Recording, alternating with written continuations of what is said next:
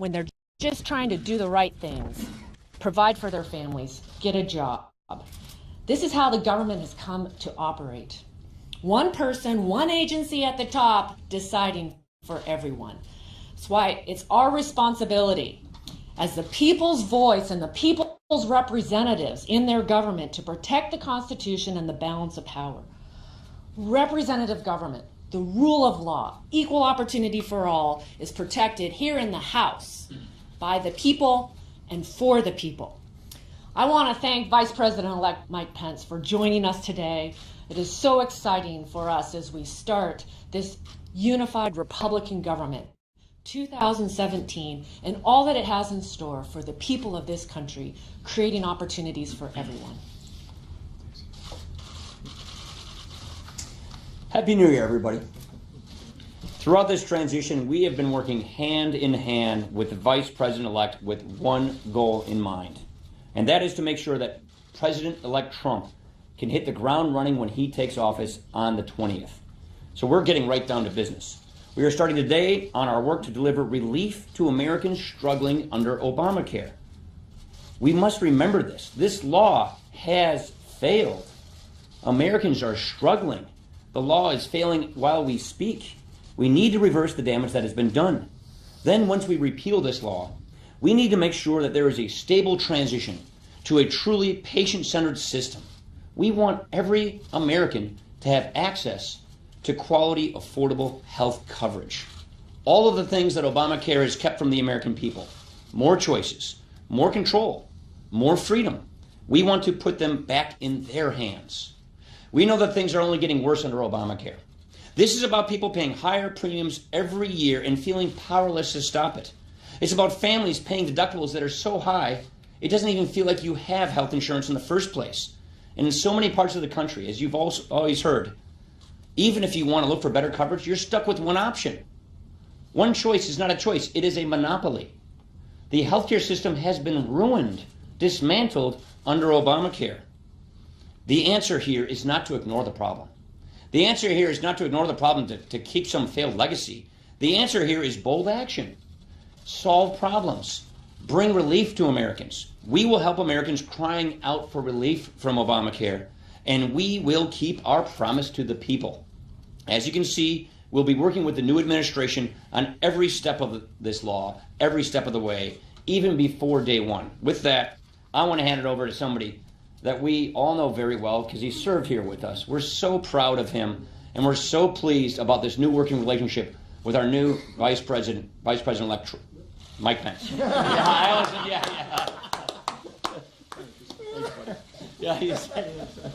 was there to the end. Nice notes. Thank you, Mr. Speaker. Thank you to the Speaker and to the leadership for the warm welcome today at the House Republican Conference. I'll be meeting later today with members of the Senate at their weekly luncheon.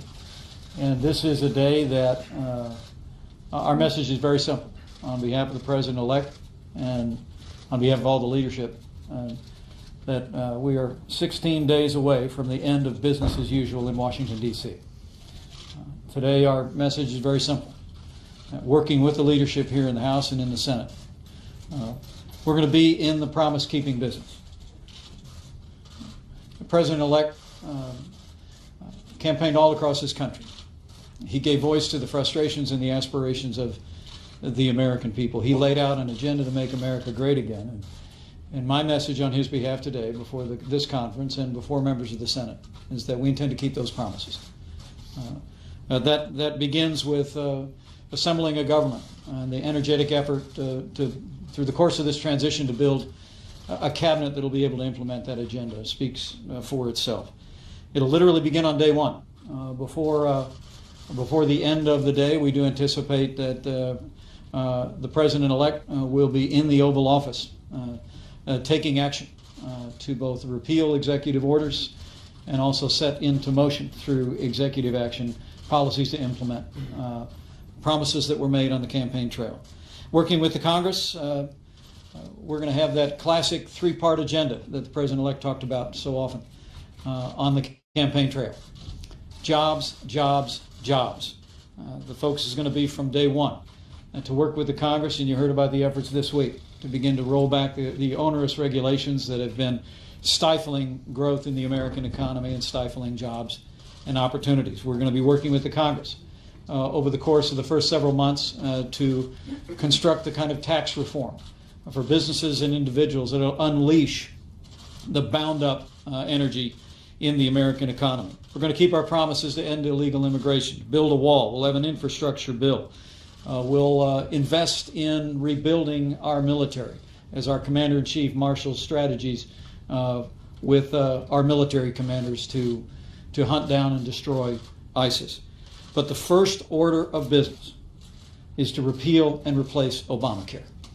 And that was our message today, and it'll be our message on Capitol Hill.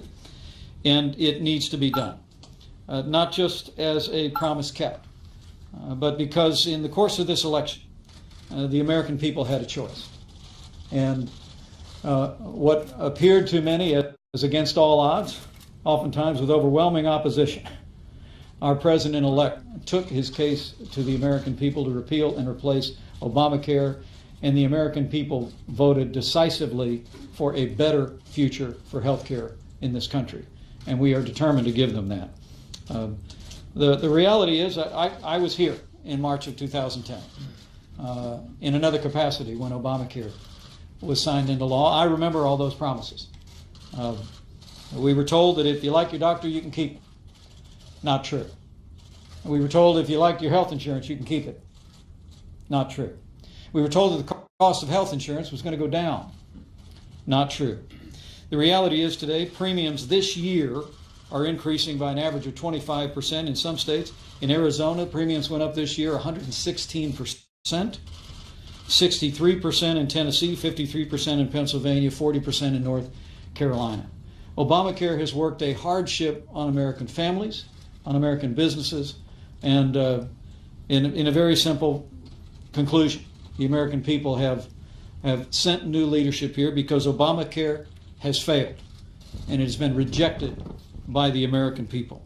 But now it's the time for us to keep our promises. Step one will be to repeal Obamacare. But as the President-elect said today, and I admonished members of the House Republican Conference today, it's important that they remind the American people of what they already know about Obamacare, that the promises that were made were all broken. And I expect you'll see an effort in the days ahead to talk about the facts around Obamacare. And secondly, of course, is to begin that orderly transition to something better. The truth is that the commitment that the President-elect made was to repeal and replace Obamacare. And as he said this morning in a tweet, it will be important that we be careful as we do that we do that in a way that doesn't work a hardship on American families who've gained insurance through this program. It doesn't work a hardship on our economy. And as I told the House Republican Conference today, we're working on a strategy in concert with the leadership of the House and the Senate for both a legislative and executive action agenda to ensure that an orderly and smooth transition to a market-based healthcare reform system is achieved. The Speaker of the House used the word stable, and we will do that. In his famous speech in Philadelphia, the President-elect spoke about an orderly transition, and it will be that. But make no mistake about it.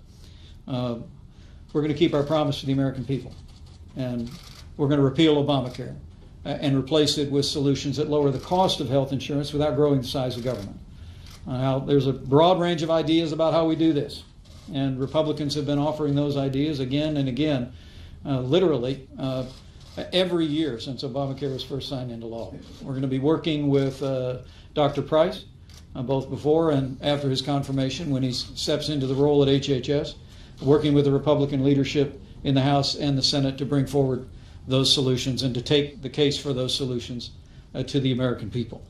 With that being said, I couldn't be more humbled and more excited to be back in the Capitol today. I was encouraged by the President-elect to come here to Capitol Hill. It's the first full day of work for members of Congress because it's time to get back to work. And while others are visiting the Capitol today, talking about defending the failed policies of the past. We are here today speaking to Republican majorities in the House and Senate to advance policies that will make America great again and have a more prosperous future for all the people of this nation. Questions? No. Deirdre. No shouting out. That's all good, but no shouting out.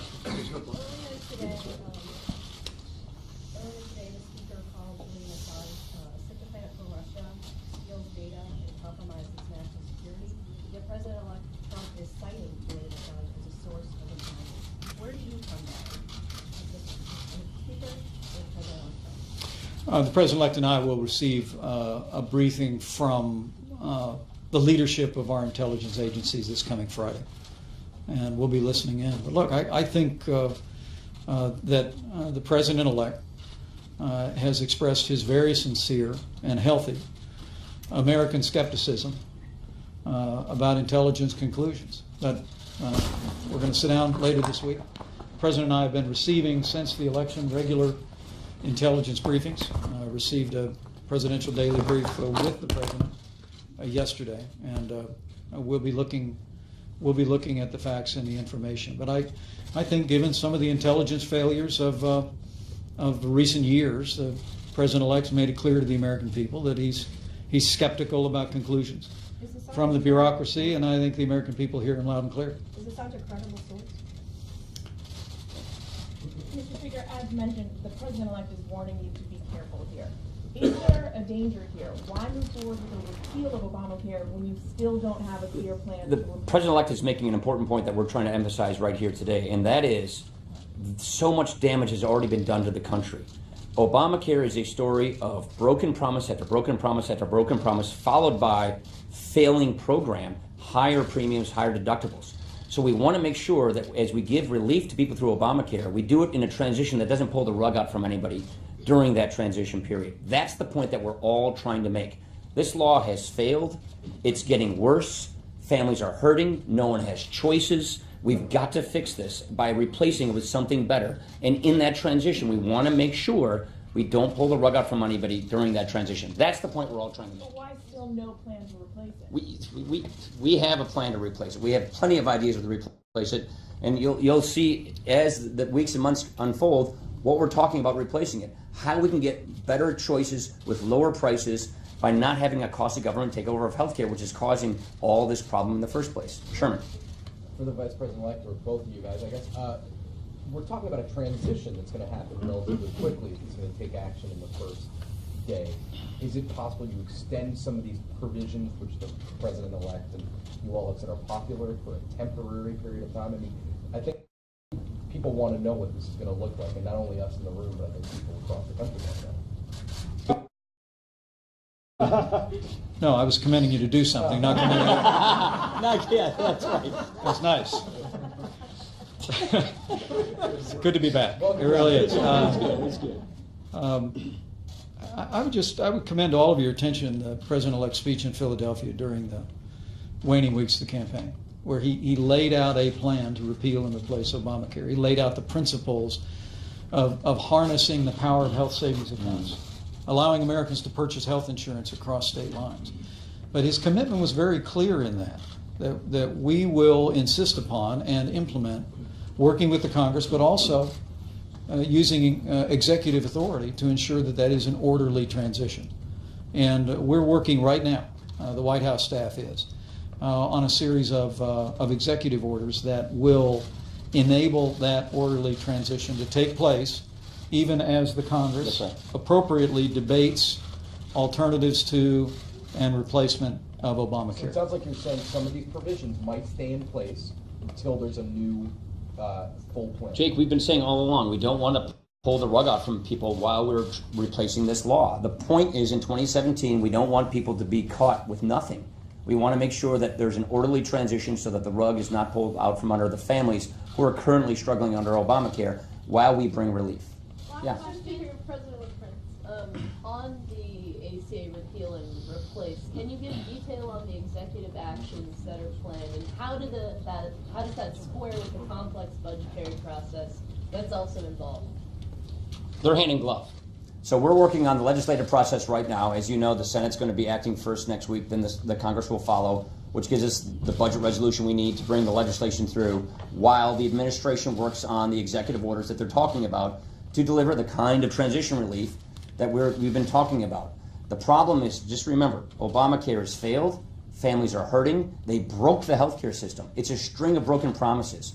So we're going to make sure that we have an orderly transition to a better system so we can get back to what we all want, which is lower cost healthcare, more choices, so that families can actually get affordable healthcare at a decent price with more choices, more competition, and not a costly government takeover that has really bankrupt this healthcare system and left families struggling.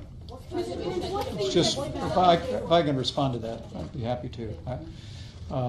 We're working out right now with the White House staff and in concert with legislative leadership a two-track approach to ensuring that it is an orderly transition as the President-elect has directed. You read his tweet this morning that he has admonished the Congress to be careful, and I reiterated that before the Republican conference today.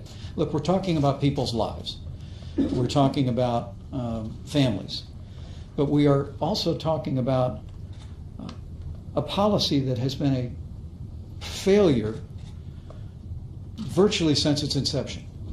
And we intend to, over the course of the coming days and weeks, to be speaking directly to the American people about that failure, but about a better future we can have in healthcare. A future that is built not on growing government, not on mandates, not on taxes, but rather a future that's built on giving the American people more choices in healthcare, allowing the power of the free marketplace to flow in. But the transition to that, we will work out in a way that reflects the compassion of the President-elect and the compassion of every member of Congress to see to it that we do that in a way that serves the best interest of the American people. But look, I think what's clear here is the American people have spoken. They want to see us repeal and replace Obamacare.